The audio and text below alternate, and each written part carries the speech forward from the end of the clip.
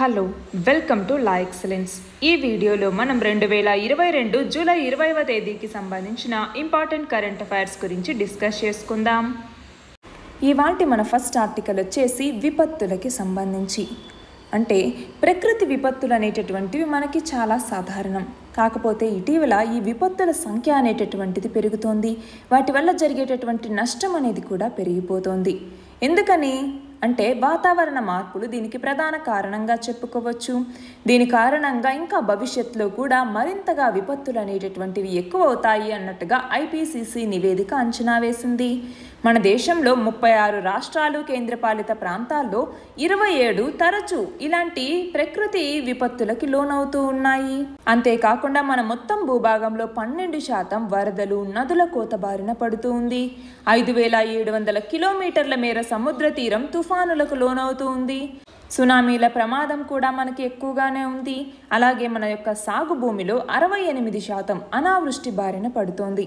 దాదాపు 5160 పట్టణ స్థానిక స్వపరిపాలనా సంస్థలు వరద ముంపుని ఎదుర్కొంటూ ఉన్నాయి. ఫర్ ఎగ్జాంపుల్, ఈ ఏడాది జూన్లో కురిసినటువంటి వర్షాలకి అస్సాంలో 32 జిల్లాల్లో 110 మంది మరణించారు. 45 లక్షల మందికి పైగా నిర్వాసితులయ్యారు. అలాగే రీసెంట్గా దాదాపు 3 రోజులు కురిసినటువంటి కుండపోత వర్షాల వల్ల గుజరాత్, మహారాష్ట్ర, మధ్యప్రదేశ్లో 200 మందికి పైగా ప్రజలు చనిపోయారు. అలాగే పారిశ్రామిక రాష్ట్రాలైనటువంటి గుజరాత్, మహారాష్ట్రలో ఆర్థికంగా కూడా నష్టం అనేది వాటిల్లింది. రీసెంట్గా మనం చూస్తే ఇటు తెలంగాణలోను అటు ఏపీలోను గోదావరి నది, ఈ నదుల యొక్క పరివాహక ప్రాంతంలో ఉన్నటువంటి ప్రజలందరూ కూడా అటు ప్రాణ నష్టము ఇటు ఆస్తి నష్టము కూడా జరిగింది. అలా మన భారతదేశంలో 2000 నుంచి 2019 మధ్య అమెరికా, చైనాల తర్వాత మన దేశంలోనే అత్యధిక ప్రకృతి విపత్తులు అనేవి సంభవించాయి. అయితే భారత్లో సగటున ప్రతి సంవత్సరం 321 విపత్తులు అనేవి సంభవించాయి. ఇవి 2030 నాటికల్లా వీటి సంఖ్య ఏడాదికి 560 వరకు చేరుతుంది అన్నట్టుగా ఐపీసీసీ లెక్కగట్టింది. అంతేకాకుండా ముందు ఈ ఎండల్ లాంటివి పెరిగిపోయి అలాగే మనం చూస్తే వర్షాలు వచ్చేసరికి ఒక్కసారిగా వర్షాలు అనేవి పడటం క్లౌడ్ బర్స్ట్కి కారణమయ్యి వాటి వల్ల విపత్తులు అనేవి వస్తాయి. అలాగా మనం ఇంకా ఎక్కువ విపత్తుల్ని ఎదుర్కోవాల్సి వస్తుంది. దానికి సంబంధించి దీర్ఘకాలిక ప్రణాళికల్ని మనం సిద్ధం చేసుకోవాలి అన్నట్టుగా ఈ ఆర్టికల్. క్వశ్చన్ చూడండి, మన దేశంలో మొదటి జాతీయ విపత్తు నిర్వహణ ప్రణాళికని ప్రధాని నరేంద్ర మోదీ ఎప్పుడు విడుదల చేశారు? ఎప్పుడు? 2016వ సంవత్సరం జూన్ 1వ తేదీన. మనకి జాతీయ విపత్తు నిర్వహణ ప్రణాళిక లేదా నేషనల్ డిజాస్టర్ మేనేజ్మెంట్ ప్లాన్ అంటాము. దీనికి సంబంధించి 3 భాగాలు అనేటటువంటివి ఉంటాయి. అందులో ఒకటి నేషనల్ రెస్పాన్స్ ప్లాన్ లేదా జాతీయ ప్రతిస్పందన ప్రణాళిక అనేసి, రెండవది నేషనల్ మిటిగేషన్ ప్లాన్ అనేసి అంటే జాతీయ ఉపశమన ప్రణాళిక అనేసి, 3 నేషనల్ కెపాసిటీ బిల్డింగ్ ప్లాన్ అంటాము అంటే జాతీయ సామర్థ్య నిర్మాణ ప్రణాళిక అనేసి 3 భాగాలు అనేవి ఇందులో ఉన్నాయి. ఇందులో జాతీయ విపత్తు నిర్వహణ ప్రణాళిక లేదా నేషనల్ డిజాస్టర్ మేనేజ్మెంట్ ప్లాన్ ఇలాంటి మొదటి నేషనల్ డిజాస్టర్ మేనేజ్మెంట్ ప్లాన్ని ప్రధాని నరేంద్ర మోదీ 2016 జూన్ 1వ తేదీన న్యూఢిల్లీలో విడుదల చేయటం జరిగింది.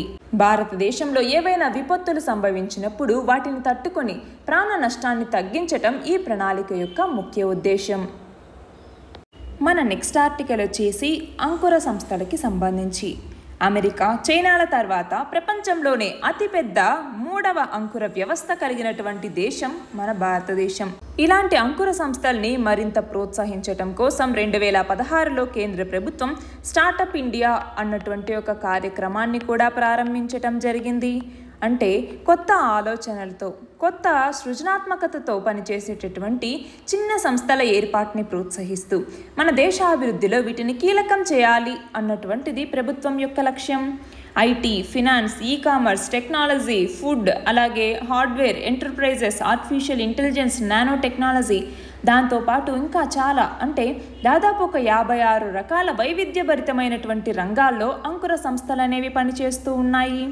ప్రభుత్వాలు కూడా వీటికి ప్రోత్సాహకాలని ప్రకటిస్తూ వీటికి ముందుకెళ్లటం కోసం వివిధ రకాల మౌలిక సదుపాయాలని కూడా కల్పిస్తూ ఉన్నాయి. అయితే ఇదంతా బాగున్నా కూడా వాస్తవానికి సంబంధించి వీటి యొక్క విజయాల్లో చాలా మార్పులు అనేటటువంటివి ఉన్నాయి. మనకి IBM, ఆక్స్ఫర్డ్ ఎకనామిక్స్ సంస్థల యొక్క సంయుక్త అధ్యయనం ప్రకారం ప్రారంభించినటువంటి 5 ఏళ్లలోనే దాదాపు 91% అంకురాలు నష్టాల బాటలోకి వెళ్ళిపోతూ ఉన్నాయి. 2015 నుంచి 2021 వరకు మన దేశంలో 1503 అంకురాలు శాశ్వతంగా మూతపడిపోయాయి. అందులో అత్యధికం రవాణా, ఈ కామర్స్, ఆహార రంగాలకు చెందినవే ఉన్నాయి.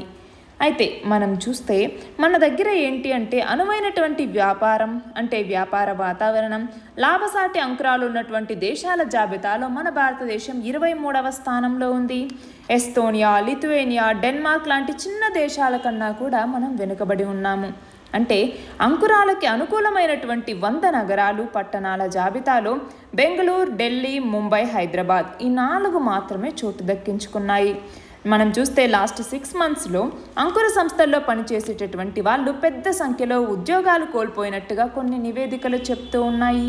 అంకురాలకి సంబంధించి వినియోగదారుల యొక్క సమస్యల్ని పరిష్కరించటం, వాళ్ళ యొక్క అభిప్రాయాల్ని పరిగణలోకి తీసుకోవటం, సంస్థాగతమైనటువంటి మార్పులు చేసుకోవటం, కొన్నిసార్లు వేగం లోపించినటువంటి అంతర్జాలం, విద్యుత్ సరఫరాలో అంతరాయాలు, పని స్థలాల కొరత, మౌలిక సదుపాయాలు లేకపోవటం, ప్రభుత్వ అనుమతుల్లో జాప్యం, అధికారుల యొక్క అవినీతి, ఇలాంటి ఎన్నో సమస్యలు, లోపాలు అనేటటువంటివి వేధిస్తూ ఉన్నాయి. అయినా కూడా మన దగ్గర కొన్నింట్లో అంకుర సంస్థల ప్రోత్సాహం కోసం కేంద్రం ఈ స్టార్టప్ యాత్ర అన్నటువంటిది ప్రారంభిస్తే దానికి ఉత్తరప్రదేశ్ ప్రభుత్వం 1000 కోట్ల రూపాయలతో చిన్న సంస్థల ఏర్పాటుకి వివిధ పథకాల ద్వారా సహాయం చేస్తాము అన్నట్టుగా ప్రకటించింది. అలా ఈ ఉత్తరప్రదేశ్ మాత్రమే కాకుండా వేరే వేరే రాష్ట్రాలు, చాలా రాష్ట్రాలు ఇలా అంకుర సంస్థలకి సంబంధించి వివిధ రకాల పథకాలని ప్రకటిస్తూ ఉన్నాయి. మనం చూస్తే తెలంగాణ ఇటీవల టీ హబ్ అన్నటువంటి ఒక కేంద్రాన్ని తీసుకొచ్చి దాని కేంద్రంగా దాదాపు 20,000 అంకురాలు వచ్చే 5 ఏళ్లలో పనిచేస్తాయి అన్నట్టుగా చెప్పటం జరిగింది. అలా వివిధ రకాలుగా రాష్ట్రాలు అన్నటువంటివి ఈ అంకుర సంస్థల్ని ప్రోత్సహించడానికి ఇలాంటి పథకాల్ని, కొత్త కొత్త కార్యక్రమాల్ని తీసుకొస్తూ ఉన్నాయి. అలా ఈ అంకుర సంస్థలకి కలిగేటటువంటి సమస్యల నుంచి వాటిని బయటికి తీసుకొచ్చి వాటికి తగినటువంటి ప్రోత్సాహకాలని అందిస్తూ ఉంటే అవి నిర్దిష్ట లక్ష్యంతో ముందుకెళ్తూ విజయపథంలో దూసుకెళ్తాయి అన్నట్టుగా ఈ ఆర్టికల్. క్వశ్చన్ చూడండి, 2021 గ్లోబల్ ఇన్నోవేషన్ ఇండెక్స్లో భారతదేశ ర్యాంక్ ఎంత? ఎన్నవ ర్యాంకుని కలిగి ఉంది భారతదేశం? 66వ ర్యాంకుని ఇందులో పొందింది. మన నెక్స్ట్ ఆర్టికల్ వచ్చేసి పార్టీ ఫిరాయింపులకి సంబంధించి. ఇటీవల పార్టీ ఫిరాయింపులు ఎక్కువ అవుతున్నాయి అన్నట్టుగా ఇక్కడ గోవా ఎగ్జాంపుల్ని ఇచ్చి చెప్పటం జరిగింది. అయితే ఈ కంటెక్స్లో మనము అసలు మన దేశంలో పార్టీ ఫిరాయింపులు అంటే ఏంటి, దీనికి సంబంధించి పార్టీ ఫిరాయింపులకు ఉన్న కారణాలేంటి, పార్టీ ఫిరాయింపుల నిరోధక చట్టం మరియు సవరణ చట్టాలేంటి అన్నటువంటిది మనం తెలుసుకోవాలి. అసలు మనకి పార్టీ ఫిరాయింపులు అంటే ఏంటి? రాజకీయాల్లో ఒక పార్టీ యొక్క మేనిఫెస్టో ఆధారంగా అంటే ఆ పార్టీ గుర్తు మీద పోటీ చేసి గెలిచిన తర్వాత ఆ పార్టీకి కాకుండా మరొక పార్టీకి విధేయత చూపించటం, లేదా మరొక పార్టీలో చేరటం, లేదా పార్టీ ఆదేశాలకి వ్యతిరేకంగా ఓటు వేయటం, లేదంటే ఓటు వేయకుండా గైర్హాజరవ్వటాన్ని పార్టీ ఫిరాయింపు అనేసి మనం పిలుస్తాము. అయితే స్వతంత్ర సభ్యుడిగా ఎన్నికైనటువంటి సభ్యులు ఎవరైనా అంటే పార్టీ గుర్తు మీద కాకుండా స్వతంత్రంగా ఎన్నికైనటువంటి సభ్యుడు ఏదైనా ఒక పార్టీలో చేరినా కూడా ఆ నామినేటెడ్ నియామకం జరిగిన 6 నెలల తర్వాత ఏదైనా పార్టీలో చేరినా కూడా దానిని పార్టీ ఫిరాయింపుగానే భావిస్తారు. అయితే మనం చూస్తే పార్టీ ఫిరాయింపుల కారణాలేంటి అంటే కొంతమంది పార్టీ సిద్ధాంతాలతో పని లేకుండా అనైతికంగా అవకాశవాదంతో అధికారం కోసం పార్టీ మారుతూ ఉన్నారు. సంఖ్యాపరంగా శాసనసభలో సాధారణ మెజారిటీకి దగ్గర స్థానాలు పొంది ఉంటే ఇలాంటి పార్టీ ఫిరాయింపులు అనేవి ఎక్కువగా జరుగుతాయి. కొన్ని సందర్భాల్లో పార్టీ నాయకత్వం యొక్క నిరంకుశ నిర్ణయాలకి నిరసనగా కూడా ఫిరాయింపులు అనేవి జరుగుతాయి. లేదా ఎన్నికలు సమీపిస్తున్నప్పుడు పార్టీ అధికారంలోకి రాదని భావిస్తే ఇతర పార్టీల్లోకి ఫిరాయించటం అనేది జరుగుతుంది. లేదంటే ఎన్నికలైన వెంటనే ఎన్నికైన స్వతంత్ర సభ్యులు ఏదో ఒక పార్టీలోకి, అది కూడా ముఖ్యంగా అధికార పార్టీలోకి ఫిరాయించటం జరుగుతుంది. పార్టీ ఫిరాయింపుల్ని ప్రజలు పెద్ద తప్పుగా భావించకపోవటం, మళ్ళీ వాళ్ళని తిరిగి ఎన్నుకోవటం కూడా ఇలాంటి ఫిరాయింపులు పెరగటానికి కారణాలవుతూ ఉన్నాయి. అయితే పార్టీ ఫిరాయింపుల యొక్క నిరోధానికి 1985వ సంవత్సరంలో 52వ రాజ్యాంగ సవరణ చట్టం ద్వారా పార్టీ ఫిరాయింపులకి సంబంధించి సెక్షన్ 102 ప్రకారం 102(2) దీని నిబంధన ద్వారా పార్లమెంట్ సభ్యులు అలాగే సెక్షన్ 191(2) నిబంధన ద్వారా రాష్ట్ర శాసనసభ్యుల యొక్క అనర్హతలకి దానికి సంబంధించినటువంటి వివరణని ఈ పార్టీ ఫిరాయింపుల నిరోధక చట్టం ద్వారా 10th షెడ్యూల్లో చేర్చడం జరిగింది. ఆ విధంగా 10th షెడ్యూల్ అన్నటువంటిది రాజకీయ ఫిరాయింపుల చట్టానికి చిరునామాగా మారిపోయింది. ఇది 1985 మార్చి 1 నుంచి అందుబాటులోకి వచ్చింది. అయితే తర్వాత ఈ చట్టంలో ఉన్నటువంటి లోపాలని సవరించడానికి కేంద్ర ప్రభుత్వం మళ్ళీ 2003 సంవత్సరంలో 91వ రాజ్యాంగ సవరణ చట్టం అన్నటువంటి దాన్ని తీసుకురావటం జరిగింది. దాన్ని తీసుకొచ్చి ఏం చేసింది అంటే ఇందులో రాజ్యాంగంలోని 75(1)B అన్నటువంటి దాన్ని చేర్చడం ద్వారా పార్టీ ఫిరాయింపుల నిరోధక చట్టం కింద అనర్హులైనటువంటి పార్లమెంట్ సభ్యుల్ని మంత్రులుగా సభ పదవీ కాలం ముగిసే వరకు లేదా తిరిగి సభకు ఎన్నికయ్యే వరకు నియమించకూడదు. అలాగే రాజ్యాంగంలో ఉన్నటువంటి ఆర్టికల్ 361(B) నిబంధనను చేర్చడం ద్వారా పార్టీ ఫిరాయింపుల నిరోధక చట్టం కింద అనర్హుడైనటువంటి చట్టసభ సభ్యుణ్ణి అనర్హత పొందినప్పటి నుంచి పదవీ కాలం ముగిసే వరకు లేదంటే తిరిగి సభకు ఎన్నికయ్యే వరకు లాభదాయకమైనటువంటి రాజకీయ పదవుల్లో నియమించకూడదు. ఇలాంటివి తీసుకురావటం జరిగింది. అయితే మనం చూస్తే క్వశ్చన్ చూడండి, ఎలా క్వశ్చన్స్ అడగచ్చు అంటే రాజకీయ పార్టీల యొక్క ప్రస్తావనకి సంబంధించి రాజ్యాంగంలో ఏ షెడ్యూల్లో ఉంది అని అడిగితే ఆన్సర్ ఏంటి? 10th షెడ్యూల్లో ఉంది. అలాగే రాజకీయ పార్టీలకి రాజ్యాంగపరమైన గుర్తింపుని ఇచ్చిన రాజ్యాంగ సవరణ చట్టం ఏది అంటే 52వ రాజ్యాంగ సవరణ చట్టం. అలాగే పార్టీ ఫిరాయింపుల నిరోధక చట్టం ప్రకారం ఈ పార్టీ ఫిరాయింపు అన్నటువంటి దాన్ని అమలు చేసే అంతిమ అధికారం ఎవరికి ఉంటుంది అంటే స్పీకర్కి లేదంటే చైర్మన్కి ఉంటుంది. ఇక్కడ క్వశ్చన్ చూడండి, పార్టీ ఫిరాయింపుల చట్టంలోని లోపాలని సవరిస్తూ ఏ సంవత్సరంలో కేంద్రం 91వ రాజ్యాంగ సవరణ చట్టాన్ని తీసుకొచ్చింది? ఏ సంవత్సరంలో? 2003 సంవత్సరంలో. మన నెక్స్ట్ ఆర్టికల్ వచ్చేసి గర్భస్రావానికి సంబంధించి. ఇక్కడ ఏంటి అంటే ఒక పెళ్లి కానటువంటి ఒక అమ్మాయి 23 వారాల యొక్క తన గర్భాన్ని వైద్యుల ద్వారా తొలగించుకోవటం కోసం ఢిల్లీ హైకోర్టు ఆమెకి నో చెప్పటం జరిగింది. దాంతో ఆ పిటిషన్ని అత్యవసరంగా విచారించేందుకు సుప్రీంకోర్టు ధర్మాసనం అనుమతించింది. అయితే ఇందులో ఢిల్లీ హైకోర్టు ఏం చెప్పింది అంటే ఈ 23 వారాల గర్భదశలో గర్భ విచ్ఛిత్తి చేస్తే పిండాన్ని చంపడమే అన్నట్టుగా అభిప్రాయపడింది. అలాగే గర్భస్రావ చట్టం ప్రకారం 20 వారాల తర్వాత అనుమతి ఇవ్వలేము అన్నట్టుగా స్పష్టం చేయటం జరిగింది. అయితే ఇప్పుడు మళ్ళీ సుప్రీంకోర్టు నేతృత్వంలోని ధర్మాసనం ఈ కేసును చేపట్టిన తర్వాత తనకి గర్భం రావడానికి కారణమైన వ్యక్తి వివాహానికి నిరాకరించాడు, దాంతో నేను ఈ గర్భం తీయించుకుంటాను అన్నట్టుగా ఆమె చెప్పటం జరిగిందనమాట. కానీ సుప్రీంకోర్టు కూడా ఏం చెప్పింది, ఈమెకి జూలై 18వ తేదీనే 24 వారాలు కూడా నిండిపోయాయి. మనకి గర్భస్రావ చట్టం ప్రకారం 24 వారాల లోపే ఇలాంటి వాటికి అనుమతి అనేటటువంటిది ఉంటుంది, అది కూడా వైద్య సహాయంతో. ఈమెకి 24 వారాలు కూడా పూర్తయిపోయాయి. దాంతో సుప్రీంకోర్టు ఏం చెప్పింది అంటే ఏదేమైనా కూడా మేము చట్టం పరిధిని దాటి వెళ్ళలేము, కాబట్టి అవసరమైతే సురక్షిత ప్రాంతంలో బిడ్డను కని దత్తత ఇవ్వచ్చు అన్నట్టుగా సూచించటం జరిగింది. అయితే ఈ కంటెక్స్లో ఇక్కడ మనకు క్వశ్చన్ చూడండి, మన దేశంలో 2021 మార్చి నుంచి అమలులోకి వచ్చిన వైద్య సాయంతో గర్భస్రావ సవరణ చట్టం, ఈ చట్టం గర్భస్రావ పరిమితిని 20 వారాల నుంచి ఎంతకు పెంచింది? ఎన్ని వారాలకు పెంచింది? 24 వారాలకి పెంచింది. అంటే 24 వారాలలోపు ఏవైనా కాంప్లికేషన్స్ ఉండి వైద్య సహాయంతో గర్భస్రావం చేయించుకోవటానికి అనుమతి అనేటటువంటిది ఉంది. మన నెక్స్ట్ ఆర్టికల్ వచ్చేసి కేంద్ర ఆరోగ్య కుటుంబ మంత్రిత్వ శాఖ ఇటీవల ఒక నివేదికని ఇవ్వటం జరిగింది. దేనికి సంబంధించి అంటే ఔషధాల్లో నకిలీవి ఏవి అని కనుగొనడానికి సంబంధించి. దీంట్లో భాగంగా 2020-21లో మన దేశవ్యాప్తంగా మార్కెట్లోకి వచ్చినటువంటి వాటిలో దాదాపు 3.12% ఔషధాలు నాసిరకంగా ఉన్నాయి. అంతకుముందు 5 ఏళ్ల గణాంకాలను చూసినా కూడా అలానే ఉంది. ప్రతి సంవత్సరం 3% తగ్గకుండా నాసిరకం ఔషధాలు వాటి యొక్క ఉత్పత్తి మరియు సరఫరా అన్నటువంటిది జరుగుతూ ఉంది. మనకి 2016-17 సంవత్సరంలో 0.15% ఉన్నటువంటి నకిలీ ఔషధాలు 2020-21 నాటికి వచ్చేసరికి 0.29% చేరాయి. అంటే ఔషధ నియంత్రణ విభాగాన్ని బలోపేతం చేయటానికి ఈ సంవత్సరం 1750 కోట్లను కేటాయించాము. అయితే మనం చూస్తే ఈ నాసిరకం అలాగే నకిలీ ఔషధాల యొక్క ఉత్పత్తి మీద కఠిన చర్యలు తీసుకోవటానికి రాష్ట్రాలకి కూడా కేంద్ర ఆరోగ్య శాఖ ఇలాంటి అధికారాలని కల్పించటం జరిగింది. కాబట్టి అంటే మనకు చూస్తే ప్రతి రాష్ట్రంలో కూడా ఇలా నకిలీ మందుల యొక్క విక్రయాలు అనేటటువంటివి జరుగుతూ ఉన్నాయి. తెలంగాణలో కూడా ఔషధ నియంత్రణ అధికారులు సేకరించినటువంటి నమూనాల్లో గత 6 ఏళ్లలో 164 ఔషధాలు నాసిరకం అన్నట్టుగా నిర్ధారణ అయింది. 2020లో 20కి పైగా ఔషధాల్లో నాణ్యత లోపాలని కూడా గుర్తించటం జరిగింది. ఒక్క తెలంగాణ అనే కాదండి, గోవా, మహారాష్ట్ర, ఉత్తరాఖండ్, పుదుచ్చేరి ఇలా చాలా రాష్ట్రాల నుంచి ఔషధాలు అనేటటువంటివి నాణ్యత లేకుండా ఉత్పత్తి అవుతున్నాయి. క్వశ్చన్ చూడండి.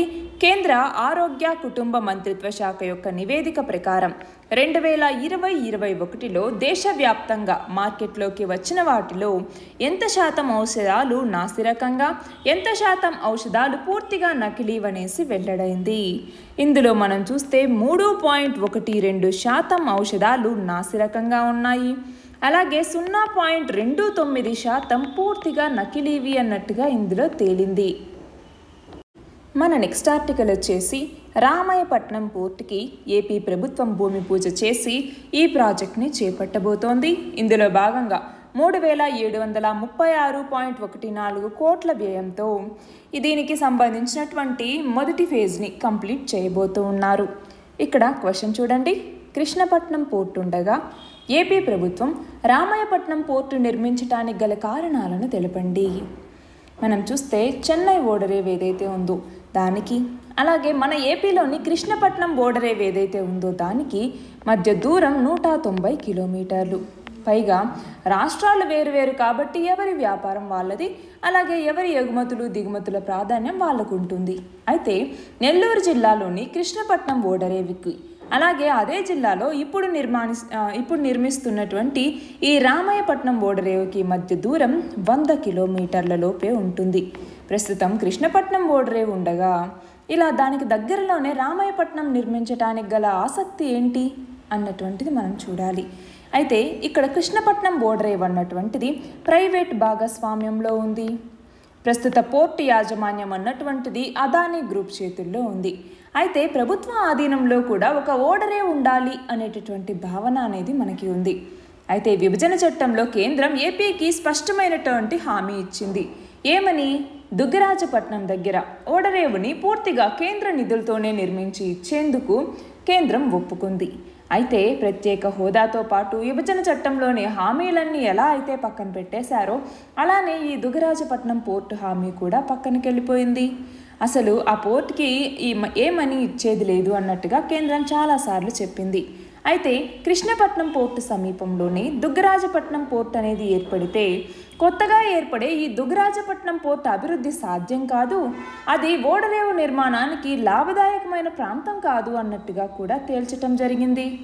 దాంతో ఏపీ ప్రభుత్వం రామాయపట్నం వైపుగా మొగ్గు చూపింది. దాదాపు 10,660 కోట్ల వ్యయంతో 3,773 ఎకరాల్లో మొత్తం 19 బెర్తులతో 2 దశల్లో ఓడరేవు నిర్మాణం అనేటటువంటిది జరగబోతోంది. అయితే ఈ రామాయపట్నం ఓడరేవుకి సంబంధించి మొదటగా ఈ ఓడరేవు నిర్ణయం అన్నటువంటిది 2012లో మొదలైంది.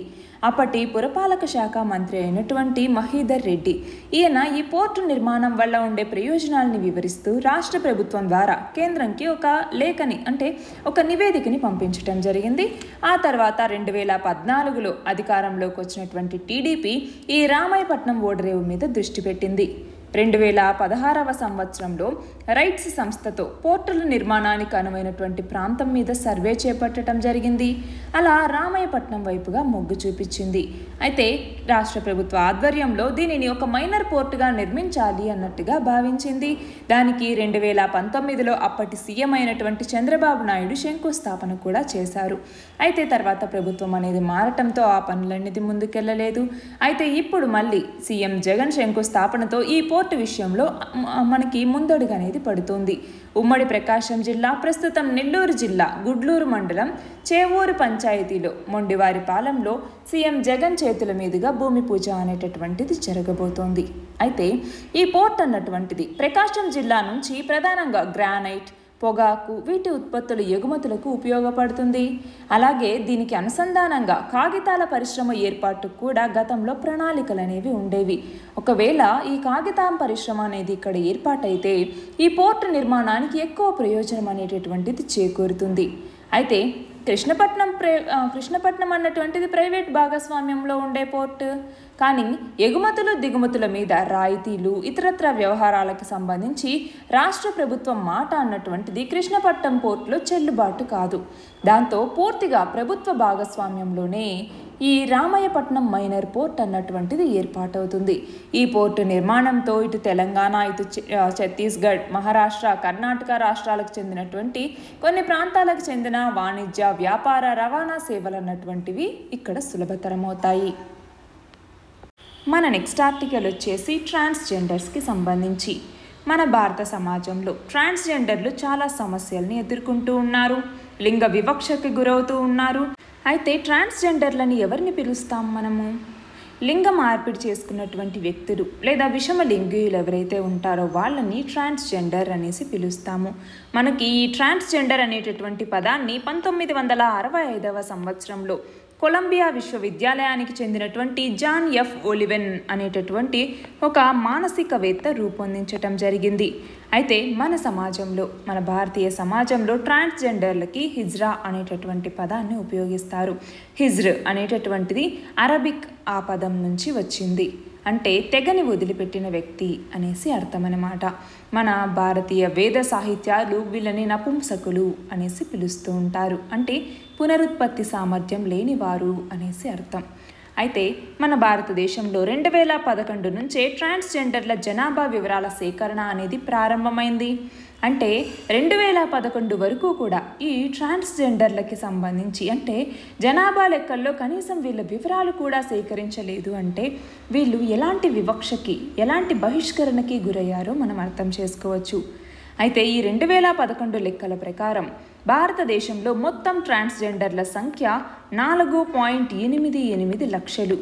వీరు ఎక్కువగా ఉన్నటువంటి రాష్ట్రం వచ్చేసరికి ఉత్తరప్రదేశ్, ఆ తర్వాత ఉమ్మడి ఆంధ్రప్రదేశ్, మహారాష్ట్ర, బీహార్, పశ్చిమ బెంగాల్లో కూడా వీళ్ళు నివసిస్తూ ఉన్నారు. అయితే వీళ్ళకి సంబంధించి చాలామంది యొక్క వివరాల్ని వాళ్ళ యొక్క కుటుంబ సభ్యులు గోప్యంగా ఉంచుతూ ఉండటం వల్ల జనాభా సేకరణ విభాగానికి పూర్తి వివరాలు అనేవి అందట్లేదు. అయితే మనం చూస్తే ట్రాన్స్జెండర్లు చాలా రకమైనటువంటి సమస్యలకు లోనవుతూ ఉన్నారు. ఒకటి, వివిధ రకాల అపోహలతో వీళ్ళని సమాజం అనేది వెలివేయటం. రెండవది, కుటుంబాలు కూడా వీళ్ళని తిరస్కరిస్తూ ఉన్నాయి. సామాజికంగా వీళ్ళకి వేధింపులు అనేవి గురవుతూ ఉన్నాయి. విద్యా అవకాశాల్లో నిరాదరణ అనేటటువంటిది ఎదురవుతోంది. అక్రమ రవాణా, భౌతిక హింస, అలాగే వీళ్ళని వ్యభిచారంలోకి దింపటం లాంటి పనులన్నీ చేస్తూ ఉన్నారు. అలాగే మానవ హక్కుల ఉల్లంఘన అనేటటువంటిది జరుగుతోంది. వీళ్ళకి సామాజిక గుర్తింపు సమస్యలు అనేవి కూడా ఉన్నాయి. అయితే సామాజిక గుర్తింపుకు సంబంధించి లింగ మార్పిడి వ్యక్తుల హక్కుల పరిరక్షణ చట్టం 2019ని ప్రభుత్వం తీసుకొచ్చినప్పటికీ కూడా వీళ్ళకి ఇప్పటికీ పూర్తి స్థాయిలో సామాజిక గుర్తింపు అనేటటువంటిది దక్కట్లేదు. మనం చూస్తే లింగ మార్పిడి వ్యక్తుల మీద వివక్షని ఈ చట్టం నిషేధిస్తోంది. వాళ్ళకి కొన్ని హక్కుల్ని కూడా కలిగిస్తోంది. ఏమేం హక్కుల్ని ఇందులో కలిగిస్తోంది అంటే, 1 నివాస హక్కు, 2 ఉపాధి హక్కు, 3 విద్యా హక్కు, 4 ఆరోగ్య సంరక్షణ హక్కు, గుర్తింపు పత్రం జారీ చేయటం, అలాగే వివిధ రకాల సంక్షేమ చర్యలు. వీటన్నింటినీ కూడా ఈ లింగ మార్పిడి వ్యక్తుల చట్టంలో ప్రభుత్వం తీసుకురావటం జరిగింది. కానీ దీనిని పూర్తి స్థాయిలో ఇప్పటికీ కూడా దీనికి ఆమోదయోగ్యత అనేటటువంటిది మన సమాజంలో జరగట్లేదు. తరచుగా ఆస్తి కానీ, వారసత్వం, దత్తత విషయాల్లో కూడా చాలా రకాల ఇబ్బందుల్ని వీళ్ళు ఎదుర్కొంటూ ఉన్నారు.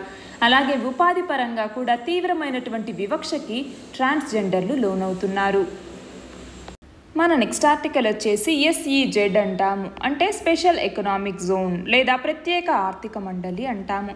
ఒక ప్రత్యేక ఆర్థిక మండలి యొక్క యూనిట్లో గరిష్టంగా 1 సంవత్సరం పాటు ఇంటి నుంచి పని అంటే వర్క్ ఫ్రమ్ హోమ్కి అనుమతి అనేది ఉంటుంది. అలాగే మొత్తం ఉద్యోగుల్లో 50% మందికి ఈ అవకాశం ఇవ్వచ్చు అన్నట్టుగా వాణిజ్య మంత్రిత్వ శాఖ తెలిపింది.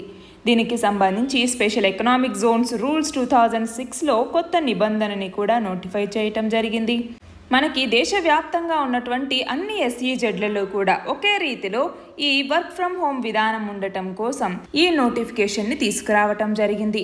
ఈ నిబంధనతో SEZలోని ఒక యూనిట్కి చెందినటువంటి నిర్దిష్ట విభాగ ఉద్యోగులకి ఇంటి నుంచి పనిని ఇవ్వటానికి వీలు అనేటటువంటిది కలిగింది.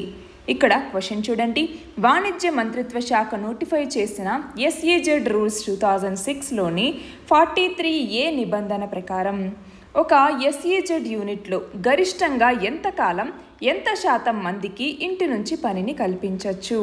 గరిష్టంగా 1 సంవత్సరం పాటు 50% మంది ఉద్యోగులకి ఇంటి నుంచి పని చేసేటటువంటి అవకాశాన్ని కల్పించవచ్చు. ఇవాల్టి మన లాస్ట్ ఆర్టికల్ వచ్చేసి ప్రజాస్వామ్యం లేదా డెమోక్రసీకి ప్రశ్నించే వ్యక్తులు ఉండాల్సినటువంటి అవసరం ఉంది అన్నట్టుగా. అంటే రాజకీయ నాయకులు కానీ ఎవరైనా ఏదైనా చేసినప్పుడు దాన్ని ప్రశ్నించేటటువంటి హక్కుని మనం కలిగి ఉండాలి. అలా ప్రశ్నించే హక్కు గనక లేకపోతే అది డెమోక్రసీ ఎందుకు అవుతుందండి? దానికి సంబంధించిందే ఈ ఆర్టికల్. కాకపోతే దీంట్లో కొన్ని ఎగ్జాంపుల్స్ అనేవి ఇవ్వటం జరిగింది. ఇందులో మనం ఒకదాని గురించి మాట్లాడుకుందాం. అదేంటి అంటే సుప్రీంకోర్టు ప్రధాన సీనియర్ న్యాయమూర్తిగా నియమితులవ్వాల్సినటువంటి జస్టిస్ HR ఖన్నా. ఈయన మనం చూస్తే ఇందిరాగాంధీ ఏదైతే మనకి ఎమర్జెన్సీని విధించిందో అందులో పరోక్షంగా సహాయం చేసినటువంటి సుప్రీంకోర్టు న్యాయమూర్తి అయినటువంటి VR కృష్ణయ్యర్. అంటే సుప్రీంకోర్టు ప్రధాన సీనియర్ న్యాయమూర్తిగా నియమితులు కావాల్సినటువంటి జస్టిస్ HR ఖన్నా ఆ ప్రభుత్వ పన్నాగాలకు లోను కాకుండా ఉన్నందుకే అతని యొక్క ప్రమోషన్ని కోల్పోవాల్సి వచ్చింది అన్నట్లుగా ఈ ఆర్టికల్. ఇక్కడ క్వశ్చన్ చూడండి. సమాచార హక్కు అనేది రాజ్యాంగంలోని ఏ ఆర్టికల్ ప్రకారం వాక్ మరియు భావ ప్రకటన స్వేచ్ఛ యొక్క మన ప్రాథమిక హక్కు నుంచి ఆవిర్భవించింది? అంటే మనం ప్రశ్నించాలి అంటే మనకి సమాచారం అనేది అవసరం. ఫర్ ఎగ్జాంపుల్ ఇప్పుడు మనకి గవర్నమెంట్కి సంబంధించి ఇదిగో దీనికనేసి ఇంత కేటాయించాము అనేసి చెప్పారు. అయితే దానికి సంబంధించి ఆ కేటాయింపులు ఫర్ ఎగ్జాంపుల్ 100 crores ఉన్నాయి, ఒక 10 కోట్లు మాత్రమే ఖర్చు పెట్టారు, ఎందుకని మీరు మిగిలిన ఖర్చు ఎందుకు చేయలేదు, ఆ మనీ ఎక్కడికి పోయింది అని అడిగేటటువంటి అంటే ఆ ప్రశ్నించేటటువంటి అధికారం అనేది మనకి లేకపోతే అప్పుడు అది డిక్టేటర్షిప్గా మారిపోతుంది. సో అలా అడగాలి అంటే మనకు దానికి సంబంధించిన సమాచారం అనేది చాలా ఇంపార్టెంట్. దానికోసమే మనకి RTI చట్టం అన్నటువంటిది అమల్లోకి వచ్చింది. ఎప్పుడు RTI చట్టం అమల్లోకి వచ్చింది? 2005లో. సరే, ఇక్కడ క్వశ్చన్ చూడండి. సమాచార హక్కు అనేది రాజ్యాంగంలోని ఏ ఆర్టికల్ ప్రకారం వాక్ మరియు భావ ప్రకటన స్వేచ్ఛ యొక్క ప్రాథమిక హక్కు నుంచి ఉద్భవించింది? ఏ ఆర్టికల్ ప్రకారం? ఆర్టికల్ 19 నుంచి సమాచార హక్కు అన్నటువంటిది మనకి వచ్చింది. రైట్ టు ఇన్ఫర్మేషన్ అన్నటువంటిది. దానికి సంబంధించిన చట్టమే RTI చట్టం, రైట్ టు ఇన్ఫర్మేషన్ యాక్ట్ అని కూడా మనం పిలుస్తాము. నిన్నటి క్వశ్చన్ వచ్చేసి ప్రపంచంలో తొలి కేంద్ర బ్యాంక్ని ఎక్కడ ఏర్పాటు చేశారు? ఎక్కడ? స్వీడన్లో ప్రపంచంలోనే తొలి కేంద్ర బ్యాంక్ అన్నటువంటిది ఏర్పాటైంది. ఇవాల్టి క్వశ్చన్ వచ్చేసి ప్రస్తుతం భారతదేశంలోని విధాన పరిషత్లలో అత్యధిక అత్యల్ప సభ్యులు ఉన్న రాష్ట్రాలు ఏవి? దీని ఆన్సర్ కమెంట్ సెక్షన్లో ఇవ్వండి. కరెక్ట్ ఆన్సర్ రేపటి వీడియోలో చూద్దాం. All the very best and thank you very much.